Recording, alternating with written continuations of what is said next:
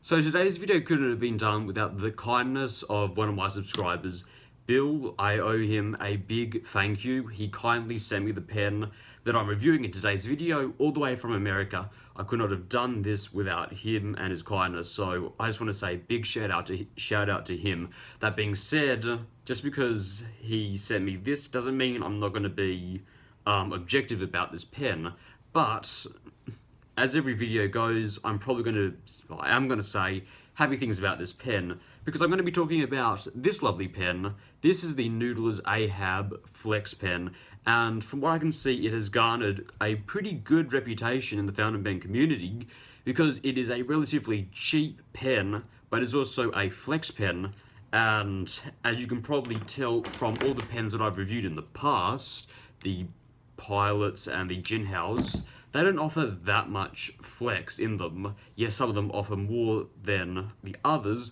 but relative compared to this, they do not offer much flex compared to, say, a vintage Waterman or something like this, a dip pen. The issue is, if you use a dip pen, you'll spend ages and ages of your life consumed re-dipping this and not getting anywhere. Or if you buy a vintage Waterman like this, you're going to be paying quite a lot of money. These go for about $20 US, and vintage Watermans can go over 100. So to get a flex pen for, well, a modest amount of money is good in a lot of people's eyes. Also, this isn't a vintage Waterman, this is just my Waterman hemisphere. I cheated you. I lied on the internet. Anyway, what I was pretty much saying was, it allows me to do, well, at least some form of copperplate without dipping or spending a lot of money. But first, before we jump into all of that, let's go through some of the specs of the pen. So, Noodler's Ahab, let's talk about its specs. So, the length of this pen is going to be about 139mm capped, 128mm uncapped, and 170mm posted. So you're going to be alright holding this pen unposted. It's a modest length, it's not crazy big, but it's not short at all. And if you post it, and it does post securely, you do got to push it on with a bit of force, but it does post securely, and, well, 170mm is quite long for a pen, so you're going to be all good with that. In terms of its weight, it's going to be about 18 grams posted, but if you write with it uncapped, it's going to go down to about 12 grams. This is without the ink in it, so it'll weigh a little bit more with ink, but this is not a heavy pen. For reference, if you want to get just sort of acquainted with what this sort of feels like, think maybe Jinhao X750. I have a Jinhao X750 here, and in terms of the grip, which is also about 9mm in diameter, so this is a relatively thick pen. The Jinhao X750 and X450 will give you an approximate feel to this pen, because they are similar sizes, have similar shapes, and the grips are in fact very similar in size, and of course the nibs are the same size. They both have number 6 nibs. However, this is a much heavier pen than that. So if you have this and don't want to spend the whole amount of money only to find out that you don't like the feeling of this pen, Jinhao X750. The material is a lovely resin. This one here is the demonstrator version. However, if you go onto Noodler's websites, you can see their large catalogue of Noodler's pens, and they come in quite lovely colours and resins. So, demonstrator version, I like demonstrator pens. As you can see, I bought the, what was the platinum? No, not platinum. Oh yeah, I do have the platinum preppy demonstrator, and I have the Pilot Prera as a demonstrator. So demonstrator pens are nice. The only issue is demonstrator pens pick up scratches, and they're a lot more visible than other colors that, well, from my point of view. However, this pen here, in the short 2 or so weeks that I've been using it, has been relatively scratch free. which is nice. That being said, I'm not going to be using this pen every day. This is not an everyday carry pen, so this pen will not be put into situations where it's going to be easily scratched. And I'll get into the reasons why later on. But this pen, you won't take it everywhere, so I'm pretty sure it will remain in pretty good condition. If we open up the pen, this pen has a piston converter, and the converter is pretty big. If you look at other converters, say maybe the Pilots, it is a lot bigger than any of them, and that means the capacity is bigger. This is a 2 milliliter capacity converter, and you really do need this because this pen uses up a lot of ink. Even this won't last very long. So what a lot of people do is they end up eyedropping this pen, and if you use it as an eyedropper, it will take the capacity from 2 milliliters to 6 milliliters, and that will last you a bit longer. And this is a really good pen to eyedrop because it's a demonstrator, it's big, and as far as I'm concerned, there are a lot of threads along here. I don't know if you can see it, but there are a lot of threads, small threads, so it will make a good seal if you get a bit of silicone grease and just rub it along here. Perfect seal. As well as that, the plastic is very thick for the body, as well as the threads. It uses really thick plastic, which is something that I always look out for when I get a pen, because I have broken quite a lot of cheaper pens by putting them in my back pocket, sitting down and forgetting about them, which is the worst thing. So when I see usually plastic pens with very thin pieces of plastic for the grips, for the threads, sends alarm bells off. But this nice thick plastic, which is good. And that's pretty much it. So let's get on to the nib. So before I want to talk about the nib, I want to talk about the thing that, well, one of the things that gives this pen its reputation. It's the smell of the ebonite feed. And it doesn't garner this reputation because it's a wonderful smell. That being said, I have tricked quite a few of my friends into saying that the ink I put in here smells like roses, and I'll get them to smell it, and, well, they're not very happy about that when I tell them. In fact, when I first opened the box to look at the pen, I was just absolutely stunned, because I didn't think that a pen could smell this bad. Amy, what do you do when you get a new pen? I don't know, smell it. It's like huffing paint, Jesus shit. You could literally hold the pen this far away from you and you could smell, God, I can't even describe the smell of it, but it's not a pleasant smell. That being said, the smell has pretty much worn off with use. You can still smell it, but the thing is, I write like this. If the paper's here, I write like that. So when I was first writing with this pen, I was constantly, I can't look at this, just write. It was not fun. That being said, once you flush it a few times, and just use it for a couple weeks, it really does fade. So if you're like me, write like that, really close, it's not going to be fun.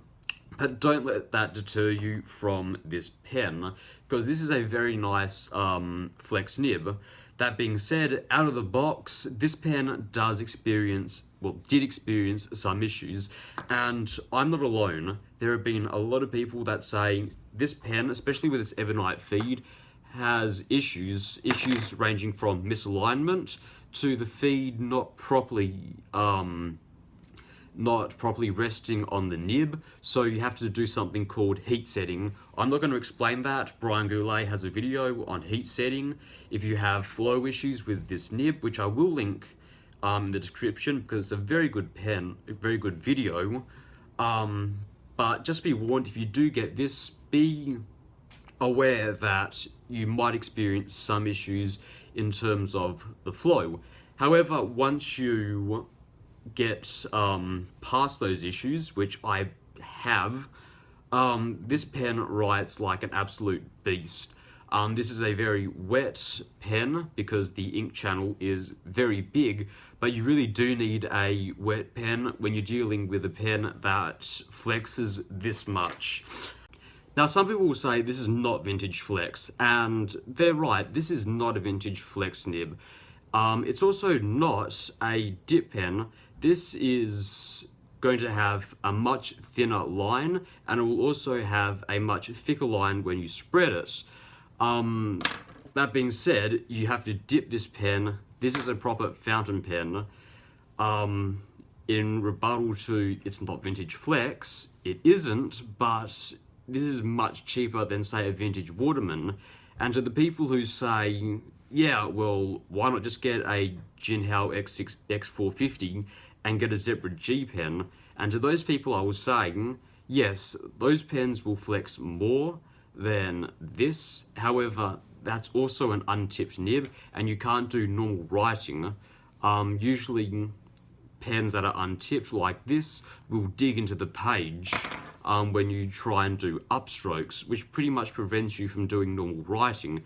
This, however, proper flex nib, and you can also use it for regular writing. That being said, this is not an everyday pen that you can write with every day. This is a pen that you use every now and then to do fun writing with. You can do everyday just regular cursive with this, but I really wouldn't. This is not a pen to do chemistry notes with, because this pen has absurdly long dry times. Honestly, this pen puts down so much ink for a fine nib. I thought that it was totally insane. Honestly, if you're using Rhodia with this pen or Clairefontaine paper, you can put down a line, come back to it maybe 30, 40 seconds later, and it will still be wet, and you can smudge it. And if you use, crappy copy paper like this, it will just bleed through. I've used paper that I can use a Pilot 78G with no issues. Use this even with no pressure, and it will bleed through, feather, the whole story. So this is not an everyday pen. That being said, when you use it for calligraphy, you get very nice lines. This is really what this pen is. Fun pen, fun writing. Alright, welcome to the first half of the writing sample. So, this part of the writing sample is pretty much to demonstrate why I don't use this pen every day. This is not Rhodia, nothing special about this. This is just a cheap book that I bought. I think this is about $6 for the whole book. It's just a regular Spirax book, not coated or anything. So, if I use this pen, the Noodler's Ahab, it's going to put down a lot of ink, and even if that's fast writing for me, and you can probably see that it's starting to feather. It's still very wet, but it's going to feather badly in a second. Even if I write very fast, so flex pen, and that's with very little pressure, you're going to probably see that it's going to feather here. It's starting to look pretty bad, and that's fast writing for me. If I write at my regular pace using the regular size font that I write with,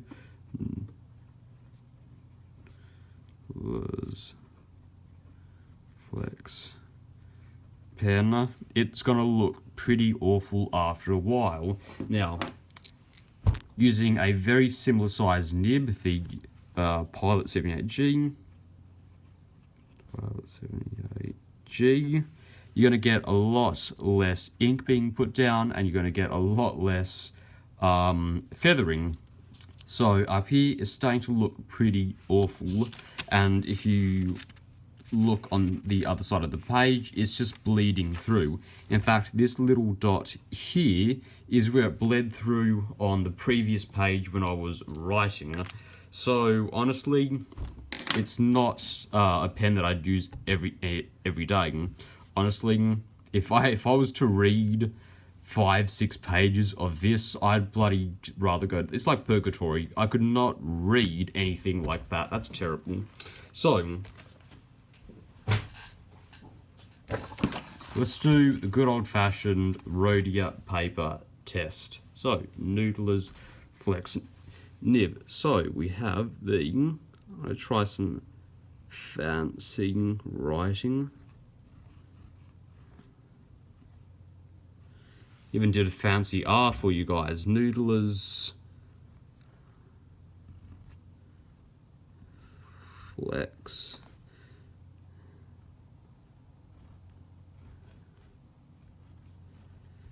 Noodler's Flex Nib. Now, what you can see, lovely flex and a lot of ink being put down. I'll just leave this here and come back to it in a minute because this is not going to dry for a very long time. Noodler's Flex Nib, I believe this is a fine nib. This is an American fine nib. If you look at maybe a Japanese medium nib,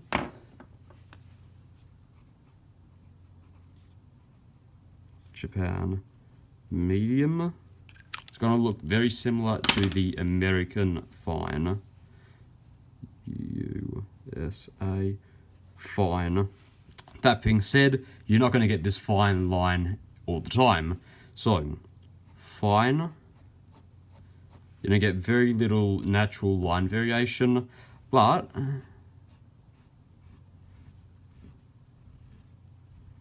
as you push it, you're going to get just tons. And it doesn't take much pressure to go from here to here. It really doesn't. In fact, you really got to put down no pressure at all to get this honestly fine line. Most of the time when you're writing, you're going to get this as your basic line. And go from that to that. If I try really hard, fine. And if you push it too hard, too fast, you're going to get railroading. Just because it puts down a lot of ink, you're not going to be safe from railroading. It can happen, and if your pen is having issues, it can happen a lot. So, reverse writing. Yeah, you can do it. It's nothing amazing. You don't get much shading of the ink or anything. That being said, Noodler's Apache Sunset, beautiful ink, also sent in by Bill, amazing guy. Love this ink so much. It's hard to get Noodler's ink in this part of the hemisphere, so beautiful. So, as I was saying, long dry times. If I just rub this, it's still going to be wet. And what's that? Minute, 2 minutes after? Even all this stuff is going to be wet, so just be warned. This pen is going to put down a lot of ink, but on the other side, on the other hand, you can get some very nice writing with this pen. So let's just try a little bit of my amateur Copperplate writing. So let's try and do an A, shall we? And that is beautiful. Oh my god, I didn't stuff that up. Screwed that up. Let's try a B. When doing this sort of writing, you're gonna have to get used to doing multiple strokes instead of doing a B like that, or you really need to think about the direction of lines. So you stop there, and you want a thick line. So you really have to think about how you're gonna write stuff. Let's do a C. C. D. Let's just go over that again. E. And F. I can go on and do this for ages. It is quite a lot of fun, honestly. And it's nice not having to dip all the time, like this pen. How does it compare with a dip pen? I'm currently out of ink for this pen, so tune in next time for a comparison between this lovely pen and this, because it's going to be fun to find out. So thank you for watching. Bye bye, I guess.